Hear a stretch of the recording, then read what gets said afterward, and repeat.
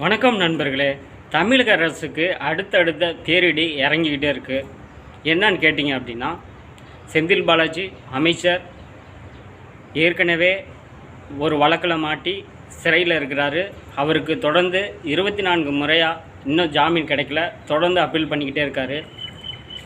அது ஆளும் கட்சிக்கு ஒரு மிகப்பெரிய பிரச்சனையாக இருக்குது. இந்த சூழ்நிலையில் அமைச்சர் பொன்முடி, உயர்கல்வித்துறை அமைச்சர் பொன்முடி மேலே வருமானத்திற்கு அதிகமாக சொத்து சேர்த்ததாக ஒரு வழக்கு பதியப்பட்டு, அந்த வழக்கில் டிவிஏசி, அதாவது லஞ்ச ஒழிப்புத்துறை அவரை விடுதலை செஞ்சுட்டாங்க. ஹைகோர்ட்டும் விடுதலை செஞ்சுட்டாங்க. இருந்தாலும் சுப்ரீம் கோர்ட்டில் அப்பீல் பண்ணதில் சுப்ரீம் கோர்ட் விசாரித்து அவரை விடுதலை செஞ்சது தவறு.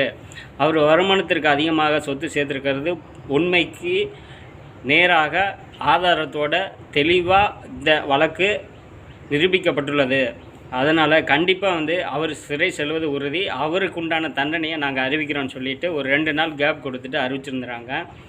3 வருஷம் சாதாரண தண்டனை. அது மட்டும் கிடையாது, அவருக்கும் அவர் மனைவிக்கும் 50 லட்சம் 50 லட்சம் ஏறக்குறைய 1 கோடி ரூபா ஃபைன் பண்ணியிருக்காங்க.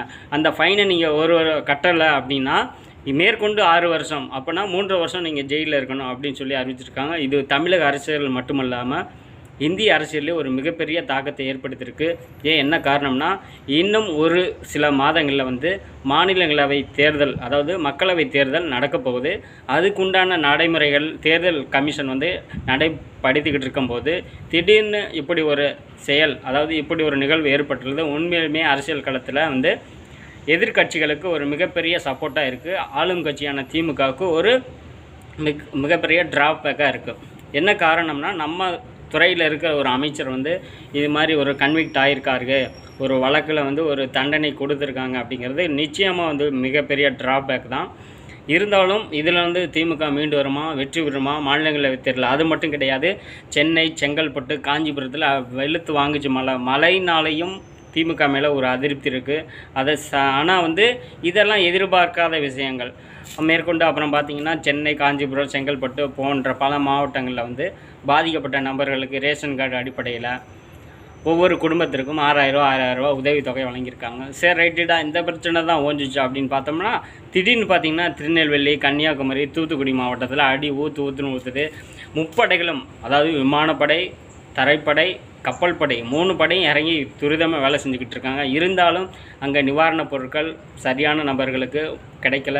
என்ன காரணம் அப்படின்னு கேட்டிங்கன்னா, அதிகப்படியான மழைப்பொழிவு அங்கேயும் பேஞ்சிருக்கு. இதுவும் மிகப்பெரிய அதிர்ச்சியாக இருக்கிறது. ஆளும் கட்சியான திமுகவிற்கு மிகப்பெரிய ட்ராபேக் ஏற்படுத்தியிருக்கு. சரி, ரைட்டு, இந்த பிரச்சனை தான் அப்படின்னு கொஞ்ச நாள் கழித்து பார்த்தோம்னா, நம்ம பொன்முடி அரெஸ்ட் பண்ணி 3 வருஷம் ஜெயில் தண்டனை அப்படிங்கிற தொடர்ந்து அடுத்தடுத்த பிரச்சனைகள் இந்த வருஷம் என்னென்னு கேட்டிங்கன்னா, ஆளுங்கட்சியான திமுகவுக்கு ஒரு மிகப்பெரிய ஒரு கெடுதலான காலம் அப்படின்னே சொல்லலாம்.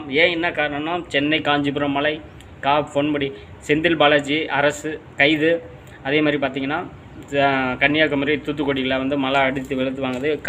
பொன்முடி அமைச்சர் அவர்கள் வழக்கில் கன்விக்ட் ஆகியிருக்காரு, அதாவது ஜெயில் தண்டனை உறுதியாக இருக்கும். ஸோ இது போன்ற நிகழ்வுகள் தொடர்ந்து நடக்கிறனால உண்மையிலுமே திமுக மேலே மக்கள் ஒரு நெகட்டிவான மனப்பான்மை கொண்டிருக்காங்க அப்படிங்கிறது தெரியுது. ஆனாலும் இது தொடர்ந்து நடந்துக்கிட்டே இருக்குது.